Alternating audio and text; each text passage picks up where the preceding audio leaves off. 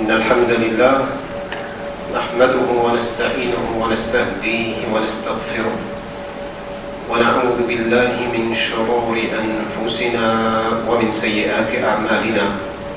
من يهده الله فلا مضل له ومن يضلل فلا هادي له، وأشهد أن لا إله إلا الله وحده لا شريك له، وأشهد أن سيدنا وحبيبنا وقائد دربنا ومعلمنا محمدا عبد الله ورسوله وصفيه من خلقه وحبيبه، بلغ الرسالة وأدى الأمانة ونصح الأمة وكشف الله به الغمة، وجاهد في الله حق جهاده حتى أتاه اليقين.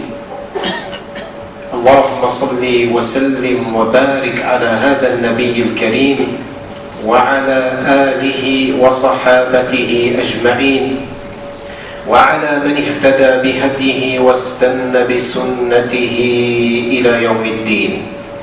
يا أيها الذين آمنوا اتقوا الله وقولوا قولا سديدا يصلح لكم أعمالكم ويغفر لكم ذنوبكم، ومن يطع الله ورسوله فقد فاز فوزا عظيما.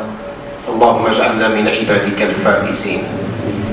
ثم أما بعد، فإن أصدق الحديث كتاب الله، وخير الهدي هدي سيدنا محمد صلى الله عليه وآله وسلم، وشر الأمور محدثاتها، وكل محدثة بدعة، وكل بدعة ضلالة، وكل ضلالة في النار.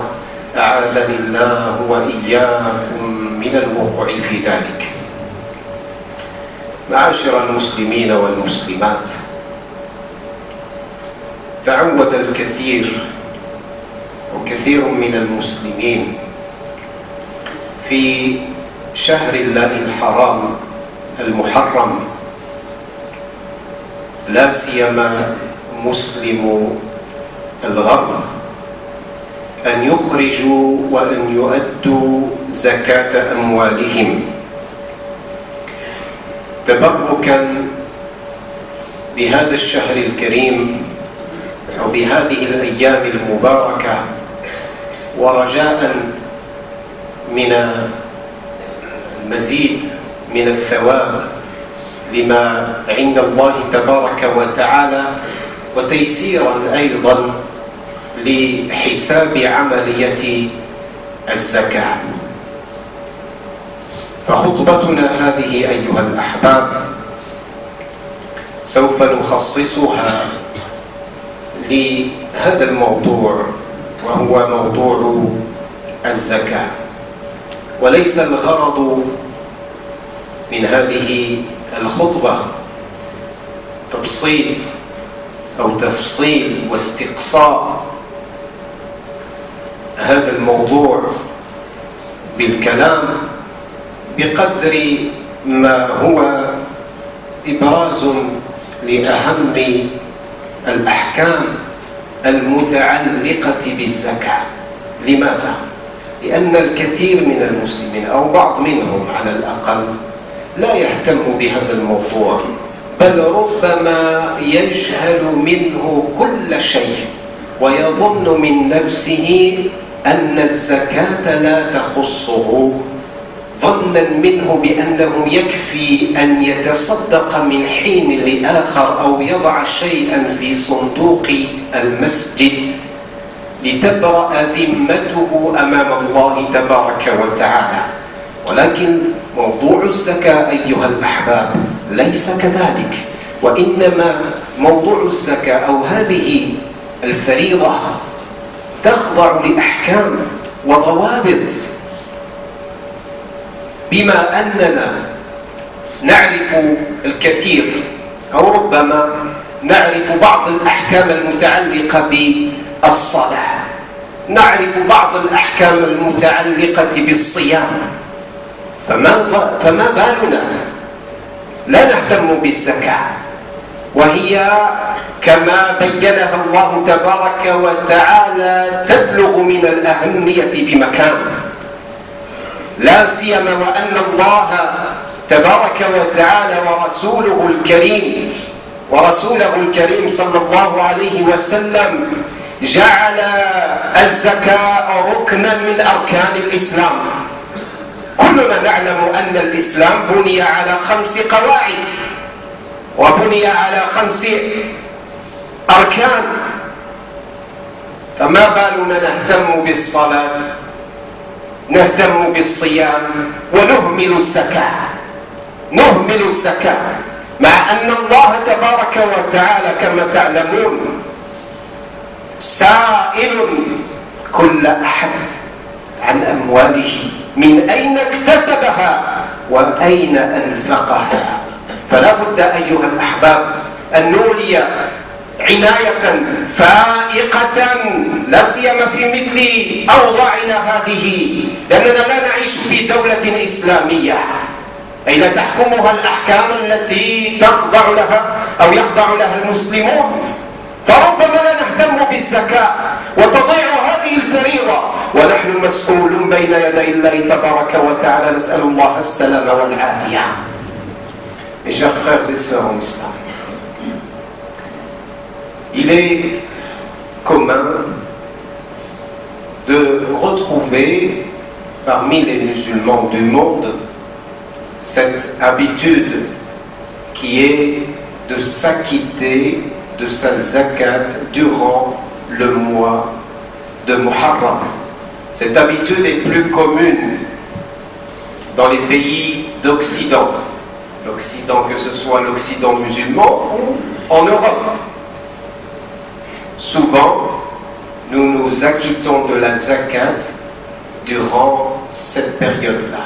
Pourquoi? Parce qu'elle coïncide avec le début de l'année et c'est comme les experts comptables ou les comptables et les propriétaires de sociétés aiment bien faire leur compte en début d'année ou en fin d'année, c'est selon, afin de faciliter le calcul, d'une part. Mais d'autre part, bien évidemment, dans l'espoir d'obtenir la récompense divine, car ce mois est un mois sacré, et vous savez que les bonnes actions sont multipliées durant cette période-ci.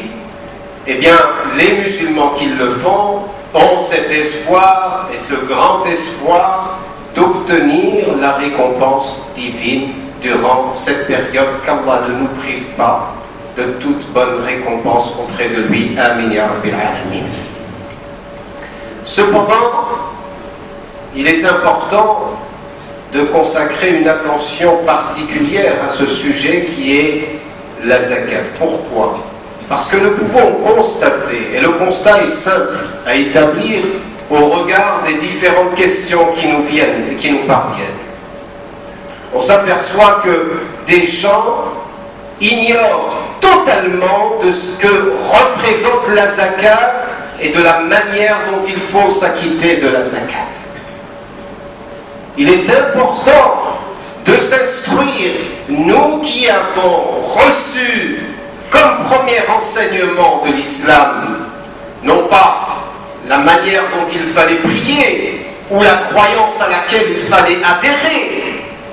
Tout ceci est venu en second lieu, mais la première des injonctions divines par laquelle il interpelle les consciences et les cœurs, eh bien c'est de s'instruire.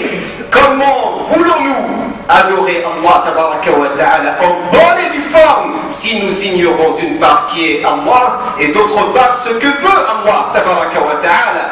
Tout bon musulman est animé par cette conscience qui consiste à connaître son Seigneur et la manière dont il peut le mieux l'adorer et répondre et se conformer à la volonté d'Allah tabaraka wa ta'ala. Eh bien, un des chemins les plus simples,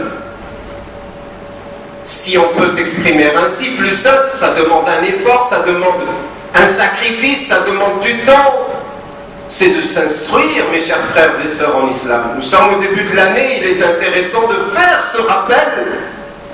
Nous nous intéressons à toutes sortes de sujets, aussi variés soient-ils, mais quand il s'agit des fondamentaux de l'islam, ce qui représente finalement le b.a.-ba de notre religion, nous constatons qu'il y a des lacunes, et parfois des lacunes qui font très mal quand on les regarde et on les observe. Savez-vous, et c'est un euphémisme de rappeler cela, que la zakat est un pilier de l'islam.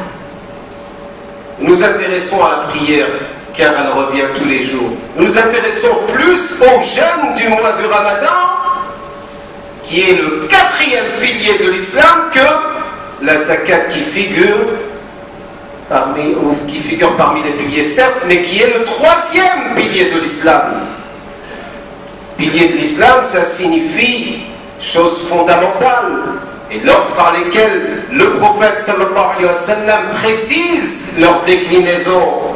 Eh bien, c'est un ordre en même temps de priorité et en même temps d'attention plus grande à laquelle il faut accorder, auquel il faut accorder toute son attention et toute sa concentration.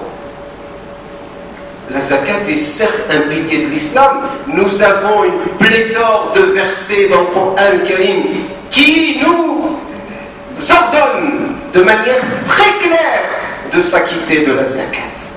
Allah tabaraka wa ta'ala dit dans le Coran Karim wa aqimus salata wa atuz zakat. Plus d'une vingtaine de fois nous retrouvons cette formule consacrée dans le Coran Karim pour dire que l'attention que vous accordez à la prière, c'est bien, mais il ne faut pas oublier la zakat à côté, elle est en parallèle, c'est comme la sœur siamoise, la sœur jumelle de la salat. On ne peut pas les séparer, elles sont indissociables et indivisibles.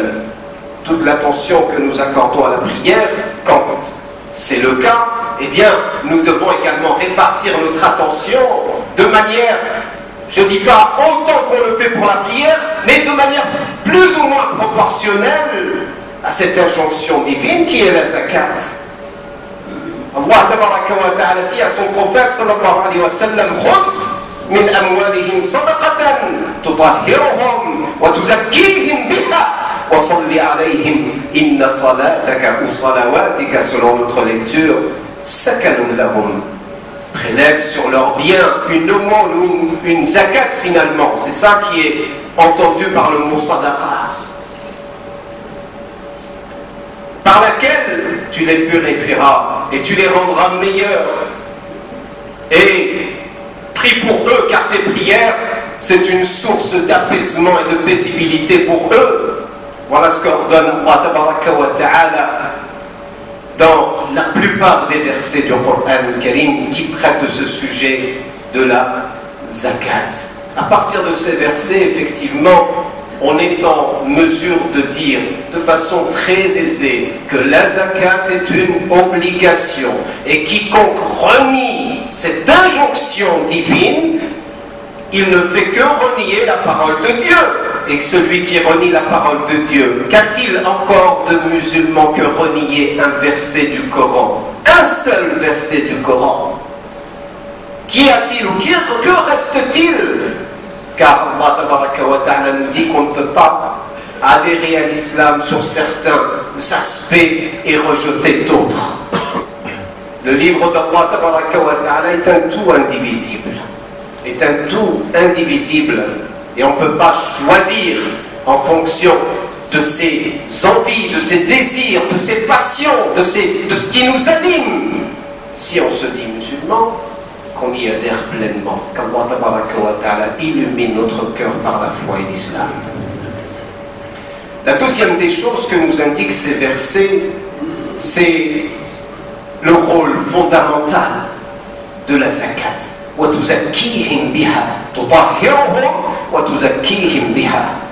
L'objectif, comme le souligne ce verset, eh bien, c'est d'apporter la purification. Parce que le mot zakat, qu'est-ce qu'il signifie?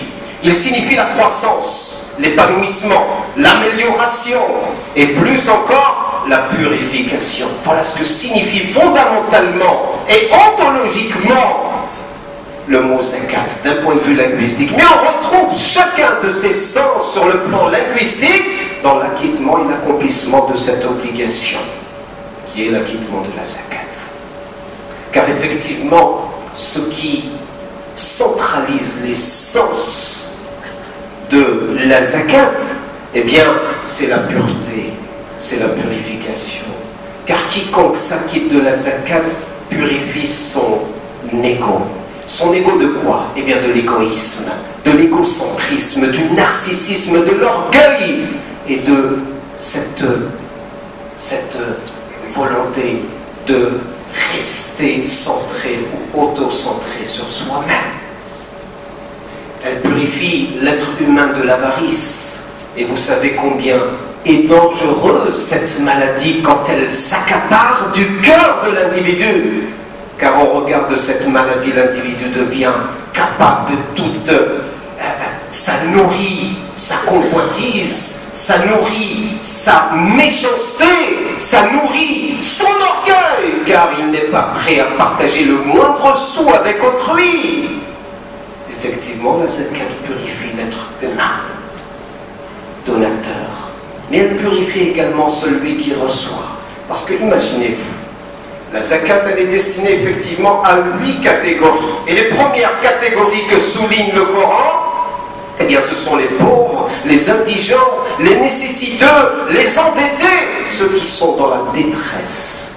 Imaginez-vous le cœur de ces pauvres personnes et ces vulnérables citoyens qui, au regard des richesses dont disposent certains et certaines, le cœur crispé, le cœur, parfois, ça peut se transformer en une autre maladie. Nous avons l'avarice d'un côté, mais ça peut se transformer en haine contre les gens qui ont de l'argent et qui ne partagent pas, qui pensent que avoir des richesses va les rendre invincibles, éternels.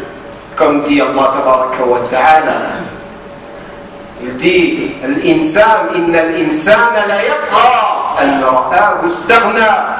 Et quand le pauvre regarde cela, dans quel état d'esprit se trouve-t-il? Dans quel état d'esprit se trouve-t-il?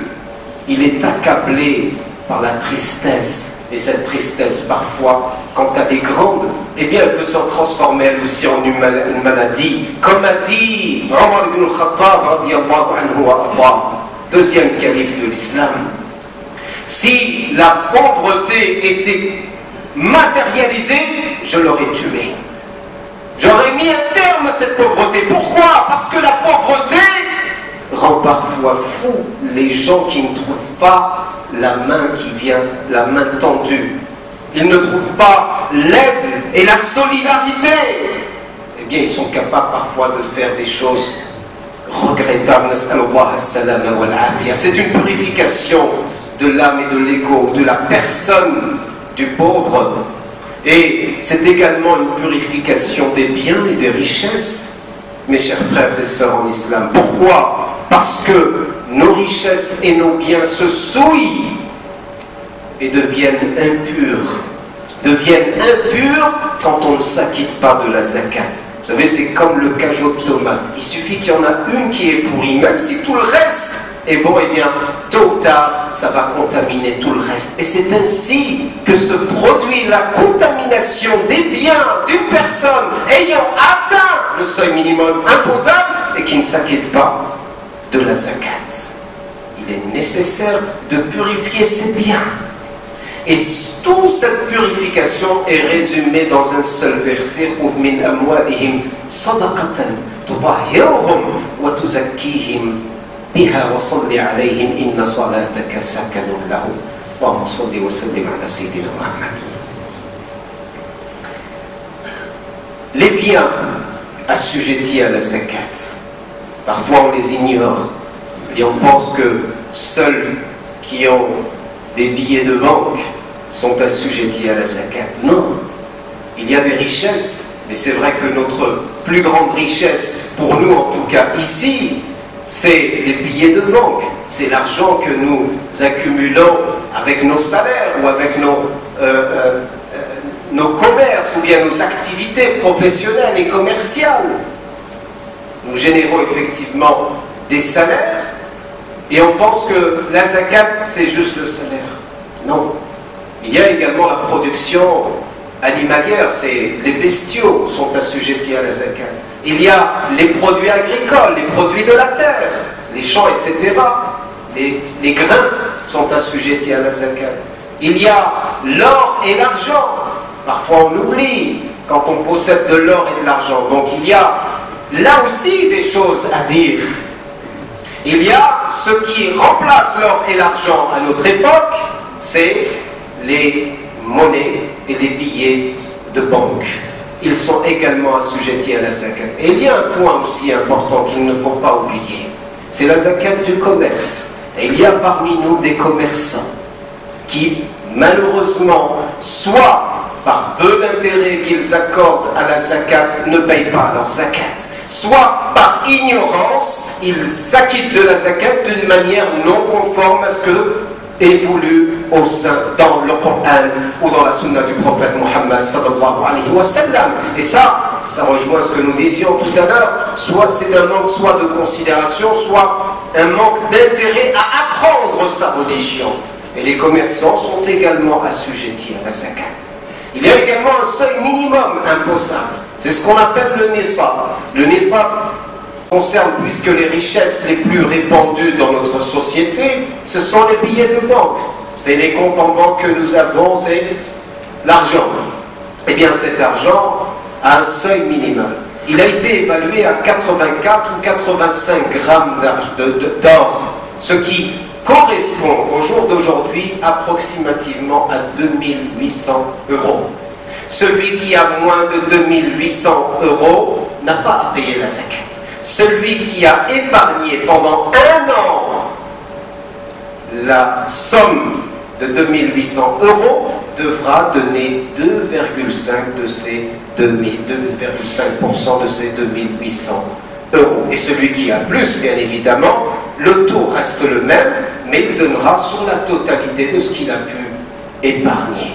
Et sur ça, parfois, nous n'accordons pas d'importance. Et nous pensons qu'il suffit de mettre de temps à autre quelques pièces, quelques billets dans la caisse de la mosquée ou faire une aumône à impôt et puis se dire et se donner bonne conscience, j'ai donné ma zakat. Cela ne suffit pas. La zakat est soumise à des normes et à des règles auxquelles nous devons nous conformer. Sans quoi, ça ne participe en rien de la zakat. Certes, on pourra obtenir et espérer obtenir une récompense auprès d'Allah Tabaraka wa Ta'ala pour toutes les bonnes actions et les aumônes et les œuvres de partage ou caritatives. Cependant, on ne peut pas se donner de bonne conscience et dire que je me suis acquitté de la zakat. Allah Tabaraka wa Ta'ala nous donne un plan, une feuille de route à suivre. Et c'est à cette feuille de route qu'il faut se conformer. وأقول قولي هذا واستغفر الله لي ولكم فاستغفروا إنه هو الغفور الرحيم.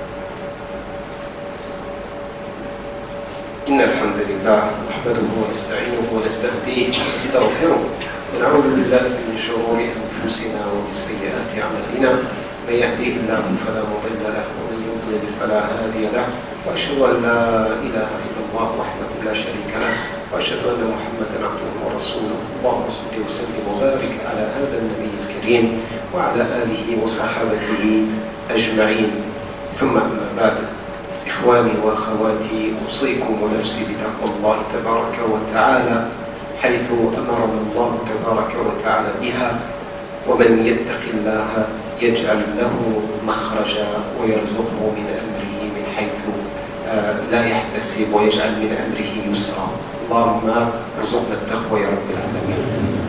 Chers frères et sœurs en islam, je vous recommande ainsi qu'à moi-même la taqwa, car quiconque se dote de cette taqwa par les œuvres auxquelles nous invite Allah Tabaraka wa Ta'ala, Allah lui facilite toutes ses affaires. Allah répond à ses appels. Allah arrange une issue favorable à tous les problèmes qu'il peut rencontrer dans sa vie de quelque ordre que ce soit. que ce soit d'ordre matériel, que ce soit d'ordre physique, que ce soit d'ordre moral, que ce soit dans les problèmes que l'on puisse rencontrer, Allah tabaraka wa ta'ala nous assure une issue favorable à tout ce genre d'épreuves qui peuvent traverser notre vie. Qu'Allah tabaraka wa ta'ala anime notre cœur de taqwa, ya Rabbil alamin. Avant de clôturer ce prêche, eh bien, nous adressons nos prières à Allah tabaraka wa ta'ala et nos invocations et supplications afin qu'il allège les souffrances des personnes qui souffrent autour de nous. Nous pensons à notre frère Abdullah Arsalan, Al-Hajj Rida, Al-Hajj Al-Arabi, Al-Hajj Al-Aqili, Al-Hajj Ahmed et bien d'autres encore. Je pense aussi à notre petit frère Subhan qui est le fils d'un de nos frères qui fréquente cette mosquée, qui est sur fauteuil roulant et paralysé. Sallallahu tabaraka wa ta'ala yukhaffifa anhum jami'an ya rabbil alamin. Allah leur vienne en aide. Il y a aussi notre frère Al-Qasim, nas'alullah an yashfiyahu wa yu'afiyahu ya rabbil alamin, ainsi que tous les malades, ceux que nous citons ici présents, ceux que nous ne citons pas. Nos cœurs pensent à eux, qu'Allah tabaraka wa ta'ala allège leurs souffrances et leur vienne en aide et leur donne la guérison rapide, celle qui ne laisse aucune séquelle. Amin, amin, ya rabbil alamin. Et également, j'ai la joie et le plaisir de partager avec vous cette information.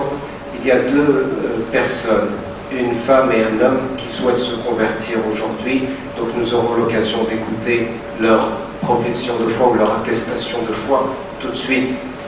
Après la prière et l'accomplissement de la prière. Qu'Allah subhanahu wa ta'ala les comble de ses bienfaits, illumine leur cœur, raffermit leur pas dans son sentier et fasse que cette conversion soit une source de bonheur sur terre et dans l'au-delà. Amin ya rabbil alamin. Allahumma ighfir lana dhunubana, kaffir anna sayyi'atina, tawaffana muslimin, alhiqna bi'ibadika as-salihin.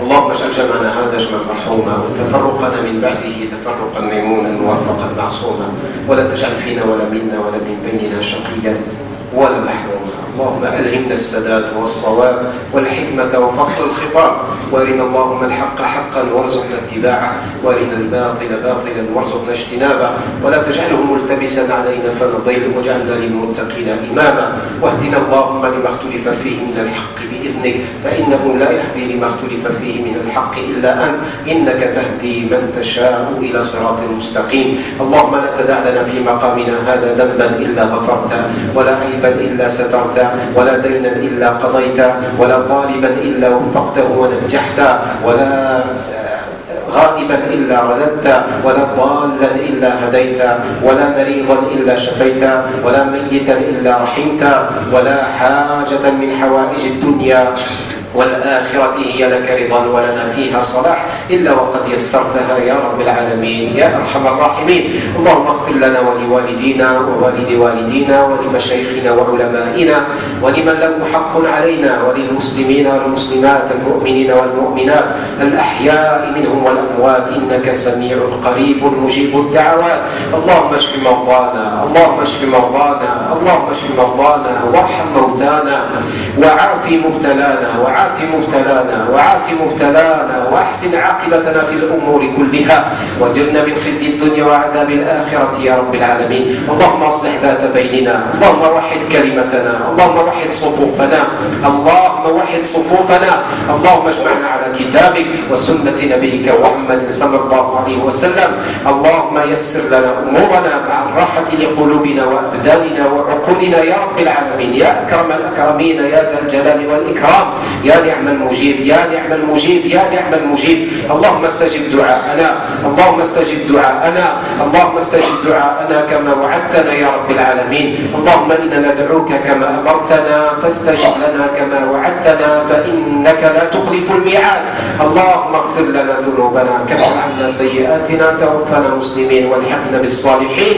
اللهم اصلح قلوبنا اللهم نقي قلوبنا من الرياء اللهم طهر قلوبنا من النفاق وأعمالنا من الرياء وألسنتنا من الكذب وأعيننا من الخيانة فإنك تعلم خائنة خائنة الأعين وما تخفي الصدور. اللهم تب علينا فإنك أنت التواب الرحيم، واغفر لنا فإنك أنت الغفور الرحيم. اللهم تقبل منا إنك أنت السميع العليم. اللهم تقبل منا إنك أنت السميع العليم. اللهم تقبل صلاتنا وزكاتنا وصيامنا وصالح أعمالنا يا رب العالمين. اللهم تجاوز عن سيئاتنا. اللهم اصلح أولادنا، اللهم اصلح بناتنا، اللهم اصلح زوجاتنا، اللهم اصلح الازواج والزوجات، اللهم اصلح الازواج والزوجات والاولاد والبنات برحمتك يا ارحم الراحمين. اللهم اصلح شبابنا، اللهم زوج عزابنا، اللهم اصلح شيوخنا، اللهم اصلح مجتمعنا، اللهم اصلح امتنا، اللهم اصلح امتنا يا رب العالمين. اللهم انصر اخواننا المستضعفين في مشارق الارض ومغاربها، اللهم كن لهم في كل مكان. اللهم احقن دماء المسلمين، اللهم احقن دماء المسلمين، اللهم احقن دماء المسلمين. اللهم انصر المظلومين من عبادك في مشارق الارض ومغاربها. اللهم نفس كرب المكروبين وفرج هم المهمومين برحمتك يا رب العالمين يا ارحم الراحمين. اللهم اشف بواطننا واشف ظواهرنا وردنا الى دينك ردا جميلا. اللهم اصلح اولادنا وبناتنا وشبابنا وشيوخنا يا رب العالمين، وردنا جميعا الى دينك ردا جميلا يا رب العالمين يا ارحم الراحمين. هذا وصلوا وسلموا على سيد الورى سيدنا محمد وعلى اله وصحبه اجمعين. اللهم صل وسلم وبارك عليه في الاولين، اللهم صل وسلم وبارك عليه في الاخرين، وصل وسلم وبارك عليه في الملأ الأعلى إلى يوم الدين، وصل وسلم وبارك عليه في العالمين وفي كل وقت وحين برحمتك يا رب العالمين. سبحان ربك رب العزة عما يصفون، وسلام على المرسلين، الحمد لله رب العالمين.